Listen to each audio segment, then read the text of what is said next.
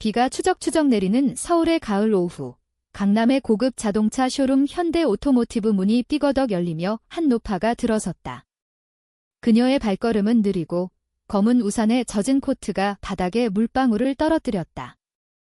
쇼룸 안은 밝은 형광등 아래로 반짝이는 검은색 세단들이 줄지어 서 있었고 공기 중에는 새 차의 고급스러운 가죽 냄새가 스며들었다.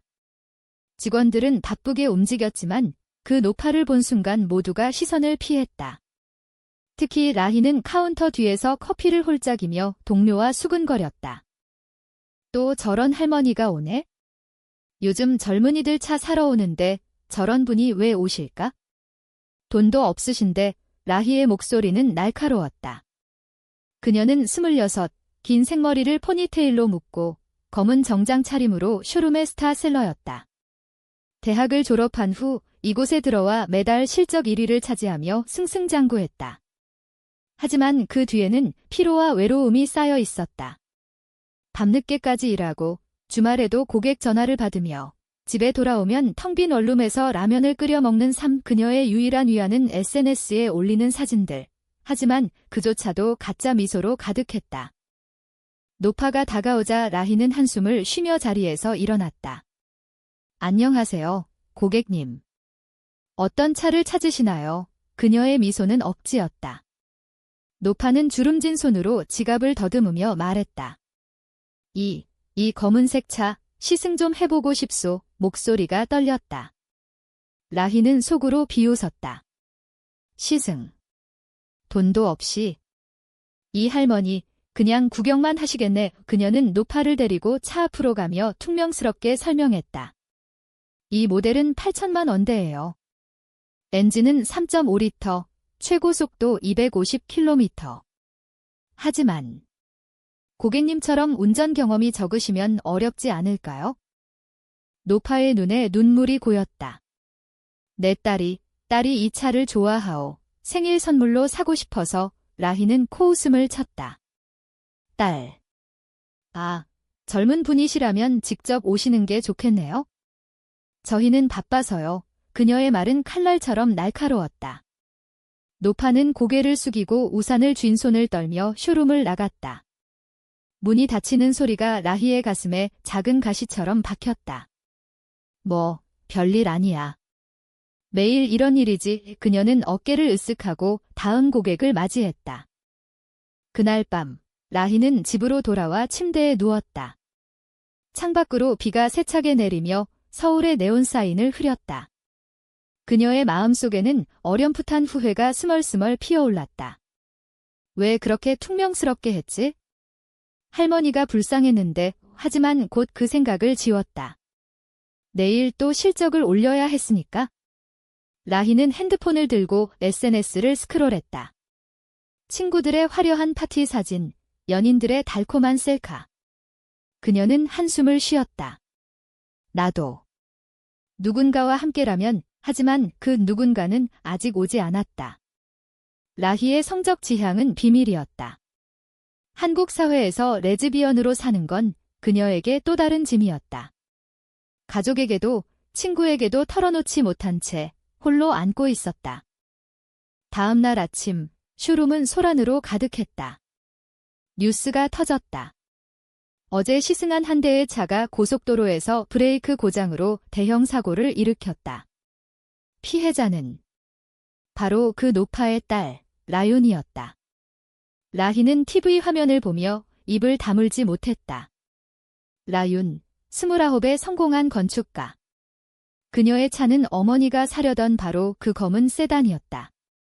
사고 직후 회사는 총파업에 휩싸였다. 언론은 현대 오토모티브의 품질 관리 실패를 비난했고 CEO는 긴급 기자회견을 열었다. 모든 관련 직원을 해고하겠습니다. 사과드립니다. 라희의 이름이 불려졌다.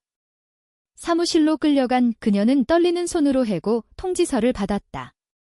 너 어제 그 할머니 고객 무시한 거 CCTV에 찍혔어.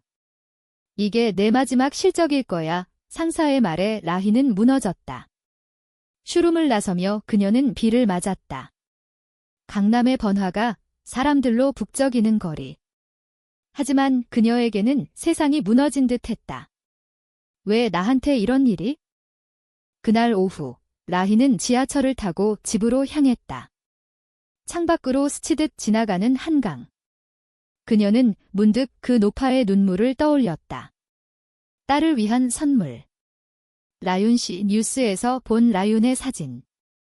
단아한 단발머리, 차분한 눈빛. 라희의 가슴이 철렁 내려앉았다. 그 사진 속 여자가 어쩐지 그녀의 마음을 흔들었다. 라희는 원룸으로 돌아와 문을 잠그고 바닥에 주저앉았다. 해고 통지서가 손에 쥐어진 채 그녀의 눈물이 주체할 수 없이 흘렀다. 이게 끝이야. 내 인생이 이렇게. 서울의 원룸은 좁고 습했다. 벽에는 대학 시절 친구들과 찍은 사진이 붙어 있었지만 이제는 먼 추억처럼 느껴졌다. 그녀는 핸드폰을 들고 뉴스를 검색했다. 현대 오토모티브 사고. 기사들은 라윤의 이야기를 자세히 다뤘다. 라윤은 유명 건축회사 한강 디자인의 수석 디자이너로 어머니와의 깊은 유대를 자랑하는 인물이었다. 사고로 다친 라윤은 병원에서 회복 중이었고 어머니는 충격으로 쓰러져 같은 병실에 누워 있었다. 라희의 마음이 아팠다. 내 탓인가? 내가 그 할머니를 무시하지 않았다면? 어머니가 차를 사지 않으셨을 텐데 후회는 파도처럼 밀려왔다. 그녀는 자리에서 일어나 옷을 갈아입었다. 회색 코트, 청바지, 그리고 낡은 운동화. 병원에 가봐야 해, 사과라도 해야지. 택시를 타고 가는 길, 창밖으로 스치듯 지나가는 서울의 가을 풍경. 은행나무 잎이 노랗게 물든 거리, 바쁘게 오가는 사람들. 한국 사회의 속도감이 라희를 압도했다. 모두가 성공을 쫓고 실패는 용납되지 않는 이 도시에서 그녀는 이제 아무것도 아니었다. 강남 세브란스 병원에 도착한 라희는 로비에서 망설였다. 무슨 자격으로? 그냥 돌아갈까? 하지만 발걸음은 저절로 병실 쪽으로 향했다. 305호실 문 앞에서 그녀는 깊이 숨을 들이마셨다. 문을 두드리자 안에서 부드러운 목소리가 들렸다. 들어오세요. 라희가 문을 열자 병실 안에는 따뜻한 가을 햇살이 스며들고 있었다. 침대에 누운 노파, 그리고 창가에 앉아있는 여자. 라윤이었다. 라윤은 뉴스 사진보다 더 아름다웠다. 창백한 얼굴에 붕대를 감은 팔, 하지만 눈빛은 차분하고 깊었다. 그녀는 라희를 보더니 살짝 미소를 지었다. 누구세요? 라희는 말을 더듬었다. 저, 어제 쇼룸에서 어머니를 뵈었어요. 라희라고 해요. 사과하러 왔어요. 노파가 눈을 동그랗게 뜨며 말했다. 아, 그 아가씨. 왜 왔소? 우리 탓이 아니요. 라윤이 어머니를 달래며 라희를 바라보았다. 앉아요. 차 한 잔 드릴게요. 라희는 의자에 앉아 떨리는 손으로 컵을 쥐었다. 병실 안은 조용했다. 창밖으로 한강이 보였고 멀리 엔서울타워가 서 있었다. 라윤이 먼저 입을 열었다. 어머니께서 말씀하셨어요. 쇼룸에서 무례하게 굴었다고. 하지만 그게 사고의 원인이 아니에요. 회사의 결함이죠. 당신 탓 아니에요. 라희의 눈물이 다시 고였다. 아니에요. 제가 어머니를 무시했어요. 딸을 위한 선물이라고 하시는데 제가 이 라윤은 고개를 저었다. 사람들은 바빠요. 이해해요. 저도 직장 생활 알잖아요. 그 순간 라희는 라윤의 손을 보았다. 가느다란 손가락, 건축가다운 섬세함. 그녀의 가슴이 이상하게 뛰었다. 이 사람. 왜 이렇게 끌리지? 대화는 자연스럽게 흘렀다. 라윤은 어머니를 위해 차를 사려 했던 이야기를 했다. 어머니는 평생 저를 위해 사셨어요. 서울로 올라와서 작은 식당을 하시며 저를 키우셨어요. 제 생일에 특별한 선물을 주시고 싶으셨어요. 라희는 자신의 이야기를 털어놓았다. 저는 실적만 쫓았어요. 가족도 멀리 떨어져 있고 친구들도 바빠서 외로웠어요. 라윤의 눈빛이 부드러워졌다. 외로움은 다 비슷하죠. 한국에서 사는 우리, 다들 그렇잖아요. 퇴원날, 라희는 라윤을 도왔다. 병원 로비에서 라윤이 말했다. 고마워요. 라희 씨, 다음에 커피 한 잔 어때요? 라희의 심장이 쿵쾅거렸다. 이게 시작인가? 그날 저녁, 라희는 집에서 라윤의 사진을 보며 미소 지었다. 한강변 카페에서 만난 그날, 가을바람이 불어오며 두 사람의 대화는 깊어졌다. 라윤은 건축에 대한 열정을 이야기했다. 건물은 사람의 감정을 담아요. 한강 다리처럼 연결되는 거죠. 라희는 자신의 꿈을 말했다. 저는 그냥 안정된 삶을 원했어요. 하지만 이제는 모르겠어요. 시간이 흘러 두 사람은 자주 만났다. 한강공원 산책, 명동의 길거리 음식, 인사동의 전통 찻집. 라윤의 미소는 라희의 상처를 치유했다. 하지만 라희의 마음속에는 비밀이 있었다. 그녀의 감정은 우정 이상이었다. 라윤 씨를 사랑하나 밥. 한국의 보수적인 시선 속에서 그 감정은 무거운 짐이었다. 겨울이 다가오며 서울의 공기는 차가워졌다. 라희는 새 직장을 찾지 못한 채 프리랜서로 자동차 리뷰를 쓰며 버티고 있었다. 매일 아침 그녀는 라윤에게 문자를 보냈다. 오늘도 화이팅! 라윤의 답장은 항상 따뜻했다. 너도. 저녁에 만나 두 사람은 이제 서로의 일상에 스며들었다. 라윤의 어머니도 라희를 좋아하게 되었다. 좋은 아가씨로구나. 윤이랑 잘 어울려. 하지만 그 말 속에 숨겨진 뜻을 라희는 알았다. 친구로만 보이시네. 한겨울, 라윤의 생일이 다가왔다. 라희는 특별한 선물을 준비했다. 어머니가 사고로 사려던 그 검은 세단의 미니어처 모델, 그리고 손수 쓴 편지. 라윤 씨, 당신을 만나서 제 삶이 바뀌었어요. 감사해요. 생일 파티는 라윤의 아파트에서 열렸다.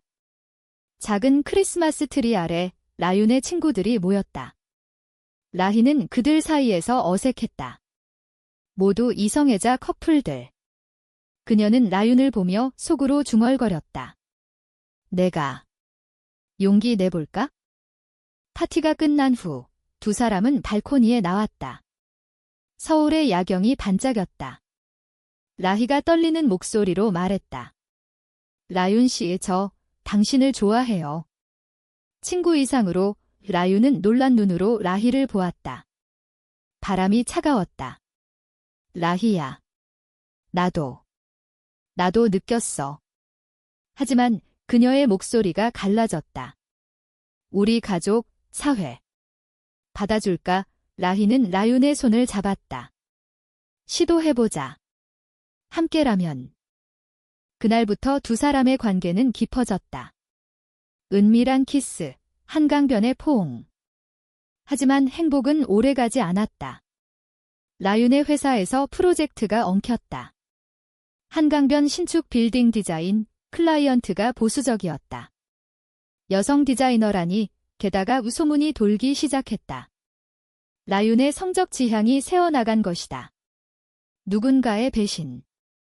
라희는 라윤을 위로했다. 괜찮아. 우리는 강해. 충돌은 라윤의 어머니로부터 왔다.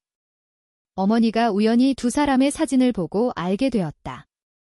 윤아, 이게 무슨 여자랑. 우리 집안 망신이야. 어머니의 울음소리가 아파트를 울렸다. 라윤은 울며 라희에게 전화했다. 라희야, 미안해. 엄마가. 화가 나셨어. 라희는 달려갔다. 문 앞에서 어머니와 마주쳤다. 어머니, 저희는 진심이에요. 사랑이에요. 어머니는 고개를 저었다. 사랑. 이건 병이야. 한국에서 사는 법을 몰라? 라희의 가슴이 찢어졌다. 그녀는 라윤을 안고 속삭였다. 포기하지 마. 우리가 선택한 길이야. 하지만 라윤의 눈빛은 흔들렸다. 라희야, 나 무서워. 직장도, 가족도 잃을까 봐. 그날 밤 두 사람은 한강 다리에서 앉아 울었다. 겨울바람이 매섭게 불었다. 라희는 라윤의 머리를 쓰다듬었다. 기다릴게. 언제든. 봄이 왔다. 벚꽃이 한강을 물들였다. 라희는 새 직장을 구했다. 작은 자동차 수리점에서 일하며 과거의 오만을 버렸다. 고객 한 명 한 명을 소중히 대했다. 라윤은 프로젝트를 포기하고 프리랜서로 전환했다. 두 사람은 비밀스러운 만남을 이어갔다. 인사동의 골목에서 만난 날, 라윤이 말했다. 라희야, 나 결심했어. 엄마께 솔직히 말할게. 라희는 미소 지었다. 함께 가자. 어머니와의 대화는 고통스러웠다. 작은 식당, 김치찌개 냄새가 나는 테이블. 어머니가 눈물을 흘리며 말했다. 윤아, 내가 행복하다면 받아보겠어. 하지만 세상이 쉽지 않아. 라희는 고개 숙였다. 어머니, 감사해요. 지켜보세요. 그 후, 어머니는 서서히 변했다. 라희를 며느리처럼 대했다. 함께 반찬을 만들며 한국 여자는 강해야 해라고 속삭였다. 하지만 배신은 예상치 못한 곳에서 왔다. 라희의 옛 동료, 쇼룸 시절의 친구 지은. 그녀는 라희의 과거를 캔에 SNS에 올렸다. 이 레즈비언이 할머니 무시한 장본인 악플이 쏟아졌다. 라희의 새 직장도 위태로웠다. 라윤은 분노했다. 라희야, 왜 나한테 말 안 했어? 함께 싸우자. 하지만 라희는 무너졌다. 난 항상 실패자야. 너까지 끌어들일 수 없어. 고조는 라윤의 결혼 압박이었다. 가족 모임에서 삼촌이 말했다. 윤아, 적당한 남자 만나. 집안 대가 끊기면 어쩌려고. 라윤은 폭발했다. 저는 라희를 사랑해요. 그게 제 삶이에요. 모임은 소란으로 끝났다. 라희는 라윤을 안고 울었다. 미안해. 내 인생 망쳤어. 라윤은 키스하며 말했다. 아니야. 너와 함께라면 이게 내 선택이야. 두 사람은 한강변에서 밤을 보냈다. 별이 빛나는 하늘 아래 그들의 사랑은 더 단단해졌다. 하지만 사회의 시선은 여전했다. 길거리에서 손잡는 손을 내려다보는 사람들, 속삭임. 저런 게 요즘 유행이야. 라희는 속으로 외쳤다. 우리는 인간이야. 사랑할 권리가 있어? 여름이 깊어지며 장마가 서울을 적셨다. 라희와 라윤은 작은 여행을 떠났다. 제주도의 푸른 바다, 바람 부는 오름. 그곳에서 그들은 자유로웠다. 여기선 우리 둘만 있어. 라윤이 웃었다. 라희는 라윤의 어깨에 기대며 속삭였다. 영원히 이렇게. 하지만 돌아온 서울은 현실이었다. 라희의 직장은 문을 닫았고 라윤의 프로젝트는 취소되었다. 빈곤이 그들을 덮쳤다. 최고조는 라윤의 병이었다. 스트레스로 인한 위궤양. 병원 침대에서 라윤이 말했다. 라희야, 후회 없어. 너 만나서. 라희는 눈물을 삼켰다. 살아. 우리 미래가 있어. 어머니가 병실로 왔다. 둘 다 미안했다. 이제 이해했어. 사랑은 형태가 아니야. 어머니의 포옹이 라희를 녹였다. 퇴원 후 두 사람은 새 출발을 했다. 라희는 커뮤니티 센터에서 LGBT 상담을 시작했다. 과거의 내가, 지금의 나를 도와. 라윤은 작은 디자인 스튜디오를 열었다. 사랑을 담은 건물을 짓자의 사회는 여전히 차가웠지만 그들의 주변에 지지자들이 모였다. 친구들, 온라인 커뮤니티. 너희처럼 사는 사람들이 많아? 결말은 한강 다리에서. 가을이 다시 왔다. 은행나무 잎이 떨어지는 그곳에서 라희와 라윤은 손을 잡았다. 우리는 이겼어. 라윤이 말했다. 라희는 미소 지었다. 아니, 계속 싸우는 거지? 하지만 함께라면. 멀리 서울의 불빛이 반짝였다. 그들의 사랑은 한국의 차가운 바람 속에서 피어나는 벚꽃처럼 조용히 영원했다. 어머니의 식당에서 세 사람은 함께 밥을 먹었다. 김치찌개가 끓는 냄새, 웃음소리. 이게 가족이야, 라희는 생각했다. 삶은 완벽하지 않았지만 인간적이었다. 후회와 용서, 사랑과 성장. 그 모든 게 그들의 이야기였다.